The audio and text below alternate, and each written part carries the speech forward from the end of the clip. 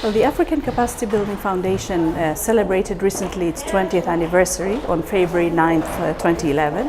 And to mark the anniversary, we issued a special publication on the status of capacity in Africa. Well, the last issue focused on the capacity development in fragile states. We're now collecting the second issue for 2012, which will focus on capacity for agricultural productivity and food security. But each year we'll have a core set of indicators so that you can track trends and do analysis. For example, we've already used the indicators to see what's the impact of project implementation units on development results. Does tide aid help or hurt? Which are the key questions coming up for Busan, and how should you structure development aid? Does budget support make sense or not? How should you structure it if you do give budget support? Governance issues and so on. So the indicators are very rich and they're allowing us to look at different dimensions of capacity. But perhaps the singular headline we can come up with is that despite a lot of progress on policy issues, the big constraint for Africa is implementation. And if we get a handle on implementation, we will unlock the development results. So the report is very hopeful in that sense because we now know where to put attention.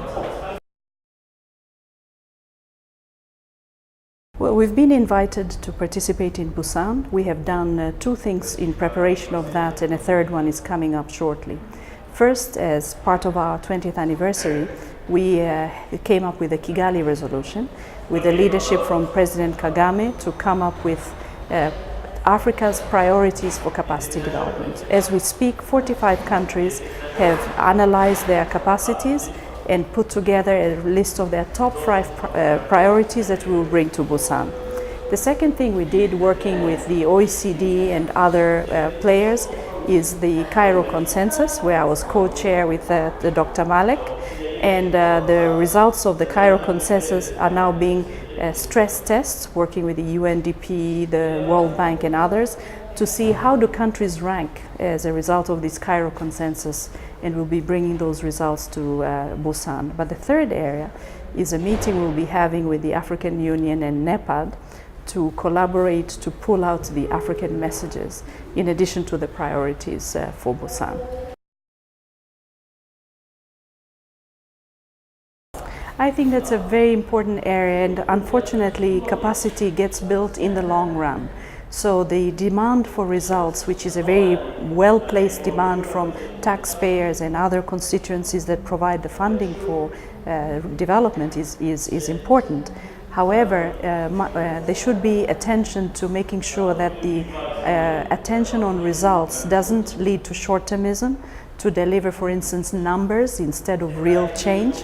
And a number of ways to balance that is first to ask the recipients of aid to actually develop their own change process and the track record for transformation. The second one is to leave room for innovation, to leave room for serendipity. The biggest results we've seen have come up not because they were planned, but because a space was created. So putting enough resources for space to be created. But the third area is to look at indicators as indicators, not as the final result. And I think this is where, for capacity development, it's absolutely capital that one should not confuse the indicator with the actual change. And as long as we can get these three things in place, the results agenda could be matched to the capacity building agenda.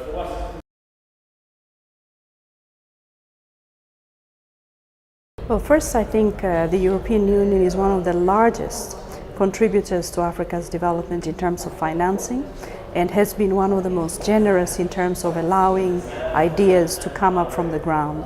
The difficulty that presents is that things then go very slowly in areas where implementation capacity is weak. So two messages I would have for the European Union is continue to allow these ideas to come up from the ground, but put attention to supporting the building of implementation capacity.